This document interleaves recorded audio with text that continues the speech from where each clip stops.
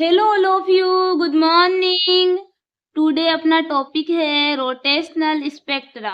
देखिए, theory of rotational spectra. We know that rotational energy is quantized. हम जानते हैं कि रोटेशनल एनर्जी क्या होती है, quantized. It means that rotational energy has certain primitive value. इसका मतलब है कि रोटेशनल एनर्जी की कुछ प्रिमिटिव वैल्यूज होगी। Now as rotational energy level, और इससे हम रोटेशनल एनर्जी लेवल के नाम से जानते हैं, विच में भी कैलकुलेट फॉर एनी मॉलिक्यूल, जिससे किसी मॉलिक्यूल को अपन कैलकुलेट कर सकते हैं। For this we consider a simple diatomic molecule as rigid rotator. इसलिए हम कंसीडर करते हैं simple diatomic molecule as rigid rotator. Let us consider a diatomic molecule A and B. अब देखिए गाइज, अपन क्या करते हैं ना कि कंसीडर करते हैं diatomic molecule A and B. तो देखिए, मैंने कंसीडर कर लिया A and B, which has two atoms A and B of mass m1 and m2। देखिए, ए इसका मास क्या है, इस m1, एंड इस एटम का मास क्या है, m2। And r is the distance between the atoms, और r क्या है, इस पूरे की distance. Let R1 and R2 be the distance of atoms A and B from the center of mass G। अब देखिए गाइस जी, ये R1 एंड R2 है ना, डिस्टेंस किसके बीच में है, एटम A के एंड G तक, सेंटर ऑफ मास। और इसके भी ये यहाँ से यहाँ तक R2 डिस्टेंस, जो कि सेंटर ऑफ मास से B तक। Of the molecule A and B about which is molecule rotates end over end। Molecule जो क्या है ना गाइज, रोटेट करता है एक सिरे से दूसरे सिरे तक, यहाँ से यहाँ तक, यहाँ से यहाँ तक करता है रोटेट।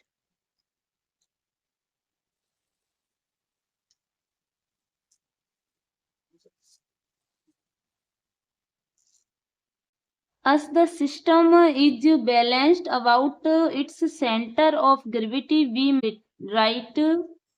अब हम जानते हैं कि balance about centre of gravity ये क्या होती है, अपन इसे क्या लिख सकते हैं, m1 r1 is equal to m2 r2। देखिए, मैंने क्या लिखा है, m1 r1 is equal to लिखा है m2 r2,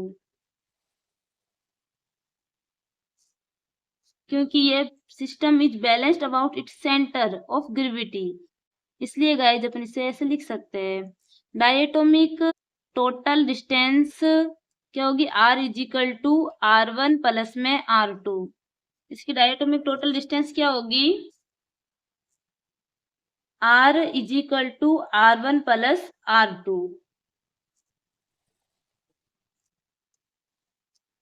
moment of inertia guys क्या होगा, I is equal to m1 r1 का स्क्वायर प्लस m2 r2 का स्क्वायर। From equation 2। अब देखिए गाइज, अपन क्या करेंगे, इक्वेशन 2 है ना, इससे अपन है ना r1 की वैल्यू निकाल लेंगे। देखिए, मैंने आगे निकाली हुई है। फ्रॉम इक्वेशन 2, इससे मैंने r1 की वैल्यू निकाल ली, वो क्या है, r इज माइनस r2। देखिए, r1 को मैंने इधर ही रहने दिया, एंड r2 को मैं इस साइड ले जाऊंगी तो ये नेगेटिव हो जाएगा, तो क्या होगा, r1 is equal to r minus r2। तो यही मैंने यहाँ पे लिखा है। Put equation 4 in equation 1 we get. अब जो अपनी इक्वेशन 4 आई है ना, इसे इक्वेशन 1 में पुट करने पर अपने इक्वेशन 1 है ये। अब इसमें क्या होगा कि r1 की जो वैल्यू आई है ना, उसे मैं इधर पुट कर दूंगी।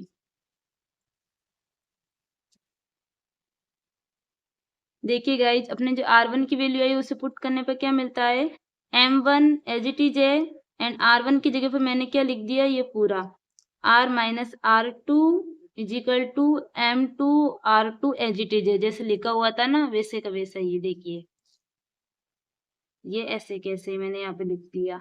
ओके, अब देखिए, m1 को मैंने इन दोनों में मल्टीप्लाई करा दिया अंदर ले जाकर, तो ये m1 r आ गया, माइनस में m1 r2 आ गया। इज इक्वल टू M2 और R2 एज इट इज है। एंड देखिए R1 M1 R को मैंने ऐसे कैसे रहने दिया, और ये माइनस का M1 R2 है, इसे मैंने इस साइड भेज दिया क्योंकि ये नेगेटिव था, तो इधर जाकर पॉजिटिव हो गया। तो इधर क्या आया, M2 R2 प्लस, इधर आके प्लस हो गया, and M1 R2 M1 R is equal to, अब देखिए R2 दोनों में कॉमन था तो इसलिए मैंने कॉमन ले लिया इसे, एंड M2 बच गया इधर, एंड इधर प्लस का क्या बचा, M1 और R2 आ गया अपने कॉमन में। अब देखिए R2 इधर ही रहने दो, और ये जो पूरी टर्म है ना, इसे अब मैं मल्टीप्लाई में है तो इधर जाके ये अपॉन में चल जाएगी, तो क्या आएगा M1 R as it is है, और ये इसके अपॉन में आ गया इज इक्वल टू R2। और इसे मैं ऐसे भी लिख सकती हूँ क्योंकि दोनों इक्वल है ना, तो भले ऐसे लिखूँ R2 is equal to M1 R upon में M2 प्लस में M1, तो मैंने इसे इक्वेशन 5 दे दिया। एंड देखिए सिमिलरली फ्रॉम इक्वेशन 2, अब देखिए इक्वेशन 2 से अगेन मैं क्या कर रही हूँ, R2 की वैल्यू निकाल ली मैंने, जो क्या आती है R माइनस R1।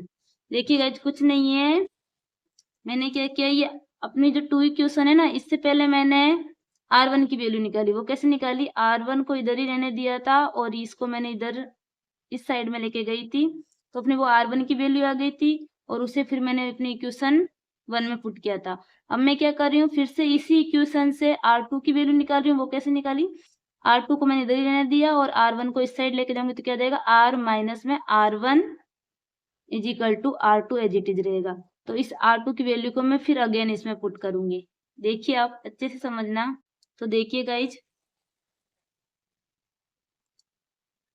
अब मैंने अगेन क्या किया, ये R2 की वैल्यू निकाली, जो कही R माइनस में R1।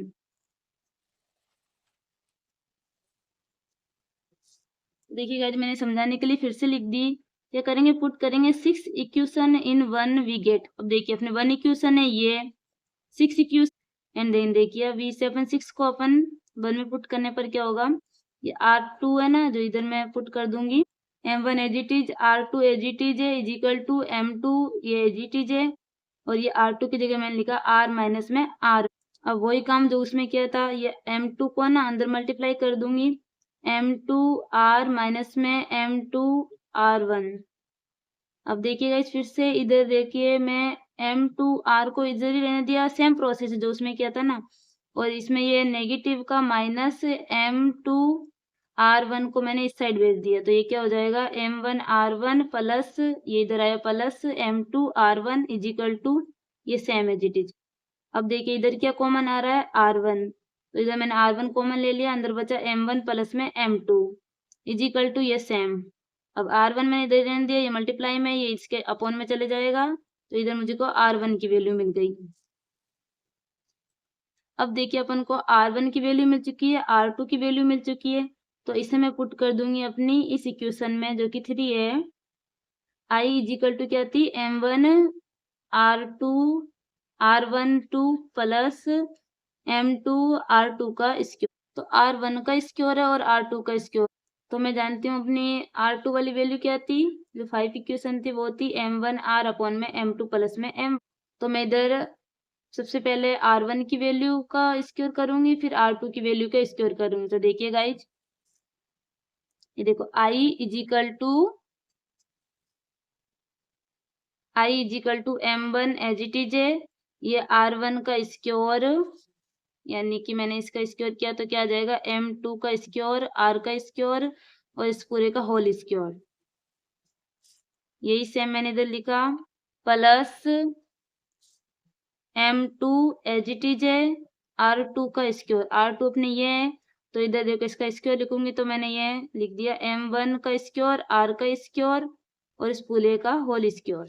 देखिए गाइस इधर मेरे कॉमन क्या मिल रहा है M1, एंड इधर से एक M2 और इधर से R स्क्वायर, इधर भी सेम मिलता है मेरे को M2 M1 एंड R2 का स्क्वायर, तो मैंने ये कॉमन ले लिया, एंड इधर क्या बच गया, एक M2 बच गया, प्लस में इधर बच गया एक M1, अपॉन में इसका एलसीएम था, तो M1 प्लस में M2 इसका स्क्वायर, एलसीएम लेने पर, एंड देखिए एक स्क्वायर से ये एक कट जाएगा, और फिर आगे मेरे को मिला I is equal to M1 M2 upon में m1 प्लस में m2 आर स्क्वायर। अब देखिएगा इस पूरी टर्म है ना, इसको मैंने एक कांस्टेंट म्यू मान लिया, where mu is equal to m1 m2 upon में m1 प्लस में m2 is called reduce mass of the system. ये सिस्टम का रिड्यूस मास है। Angular momentum of a rotational molecule is, जो अपने रोटेशनल मॉलिक्यूल है ना उसका एंगुलर मोमेंटम क्या होता है, L is equal to I omega. यहाँ पर आई मोमेंट ऑफ इनर्शिया है एंड ओमेगा एंगुलर वेलोसिटी है। एल है ना गाइस, वो क्या होता है, is equal to root J plus 1 H upon में 2 पाई। इसे मैंने 9 इक्वेशन दे दिया। And energy of diatomic molecule is, वो क्या होती है, E J is equal to half I omega square. और मैं अब इधर क्या कर रही हूँ गाइज, ऊपर नीचे, इसके ऊपर एंड नीचे अपॉन में मैं आई से ना मल्टीप्लाई करा रही हूँ। देखिए क्या आता है, इसे क्या आया, आई, ये आई स्क्वायर हो गया, ये ओमेगा स्क्वायर पहले से ही था तो मैं इसको होल स्क्वायर लिख दिया, आई ओमेगा का होल स्क्वायर अपॉन में ये आई 2i बचा तो ये 2i। और फिर देखिएगा E J is equal to L square 2i, क्योंकि एल इज इक्वल टू क्या था अपनी 8 इक्वेशन में आई ओमेगा। ये देखिए एल इज इक्वल टू क्या था, आई ओमेगा। तो इधर मैंने ना आई ओमेगा है तो मैं इसकी जगह पर एल लिख सकती हूँ, मैंने इधर भी बता दिया। तो ये मैंने एल स्क्वायर लिख दिया एंड इसे मैंने इक्वेशन 10 दे दिया। अब आगे देखिए, पुट इक्वेशन 9 इन इक्वेशन 10। अब अपनी इक्वेशन 10 ये है, इक्वेशन 9 ये है, तो इधर ये मैं एल की जो वैल्यू है वो मैं इधर पुट कर दूंगी। ई जे इज इक्वल टू, ये एल की जगह पर मैंने इसका स्क्वायर किया। देखिए गाइज एल है ना, एल स्क्वायर है यानी कि इसका स्क्वायर है।